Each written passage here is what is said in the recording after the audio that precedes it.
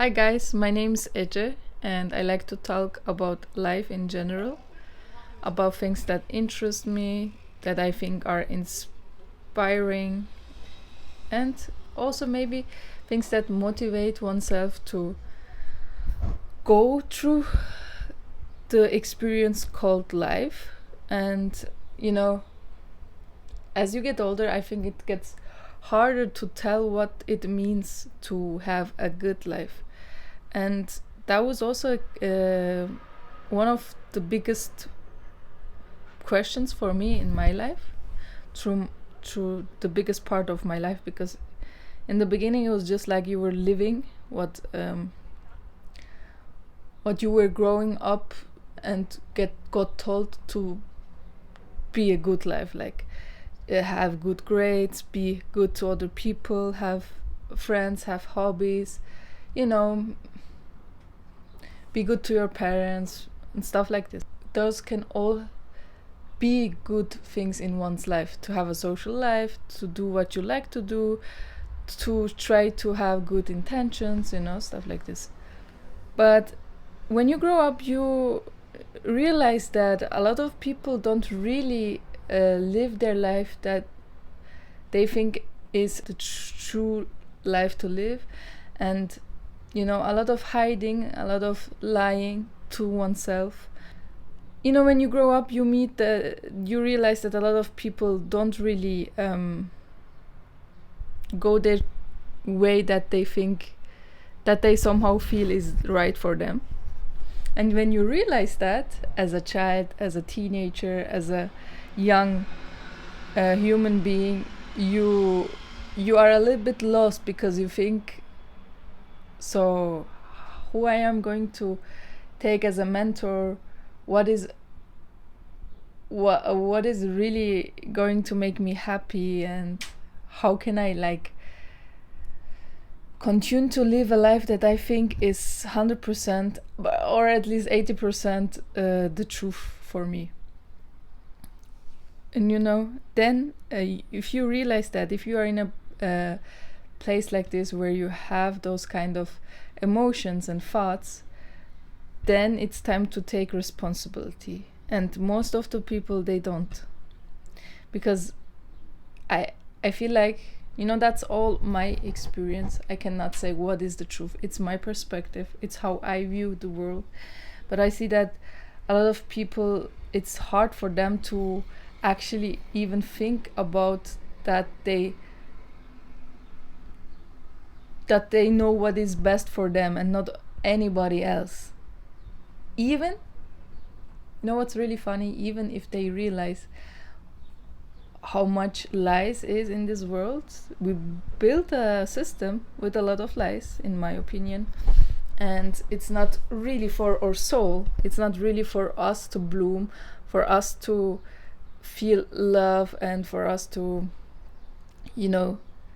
have this thing called purpose and follow it and give that purposeful life, to share that purposeful life with other people, with other souls, and somehow impact their life. Because you can do so much more when you are in tune with who you really are. And it's just like, I'm not talking in a controlled, systematic way where you can productively do so much more. For sure that can happen too. A positive person, an optimistic person, somebody who can uplift himself, is going to do more than another person that is really pessimistic and negative whatsoever. But I mean, in a way that we cannot really describe it. But when we are in tune with who we are, the things that we do have so much more power, and they are like on point. Like everything that you do should be how it should be. And when you, for example, experience difficulty, is also meant to make you more on your authentic self, to make yourself come closer to your authentic self, to make yourself more connected to who you really are. But as I said, we don't live in a in a world that creates that. It's something that you have to choose for yourself, to make yourself free, to stay free. You were free when you came in this world, and you were free as a child, but you have to make yourself free again. And that's why people talk about the Matrix, the movie. People talk about how we have to wake up, stay awake, stay free.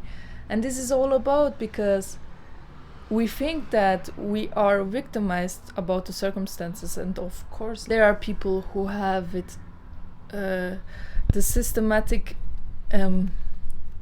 control is for them much higher than it is for me. Maybe, I don't know, I can just talk about the people that I met in my life, and even if they were, had some financial issues or family issues whatsoever, and I can talk about my experiences the most, of course.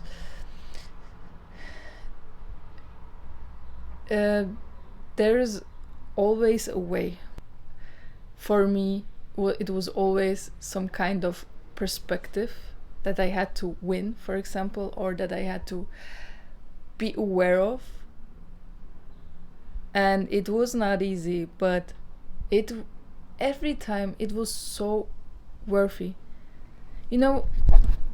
It's sad, but after a certain time, when you shut yourself from yourself, when you stop doing what your soul wants you to do, what you actually want to do, what gives you joy, what gives you love and compassion and this feeling of living and taking life as a gift, if you stop doing that, you're going more and more to the world of materialism. You're going more and more to the world of automatism, where you just do, where you just function, and you forget how it feels to live. And after a certain time, you're so afraid to go back to how it feels to live, and you think and you feel that there is no need to go back. And I feel like this is what happens right now with so many people that are addicted to their smartphones, that are addicted to a lot of processed food, and addicted to the lazy life, addicted to the comfort that they have. This life of consuming and functioning. But the thing is, we were never that unhappy in human history. And we never had that much of materialistic possibilities, food and entertainment. We were never disconnected to everybody mostly through technology, but also, when you live in a city that is a big city, you will know what I mean. But why are we so unhappy? Why are we so weak? We are also we are really weak when we just have to realize how the world turned to be. I don't think that everything that is right now is bad. I think that we also evolved in so many positive ways. But it's not a secret that it's the hardest to stay strong, to stay authentic, to have the courage to go to the way that feels actually like the truth. And I think the biggest reason why it is so hard is because we are already entertained enough. Just even like when we look at the scientific side of all of this, when we use all of our dopamine hormones, that is the motivation hormone that lets you feel good when you achieve something, or when you do something, or when you experience something. But when we are on our phones 8 hours per day and we scroll on TikTok and get all of this cheap dopamine from TikTok videos, we're not gonna do what actually gives us the fulfillment that we crave. We are doing those things that we do because we crave something, otherwise we wouldn't do it, right? Otherwise we wouldn't be addicted to drugs, to alcohol, to caffeine, to nicotine. We are looking for some kind of fulfillment, and this fulfillment is, there is something that you can feel, even if life is not a straight line, and even if hard things will happen to you. And this is so normal to have hard things in your life, to have difficulties, but there is also a way to make the best of our lives.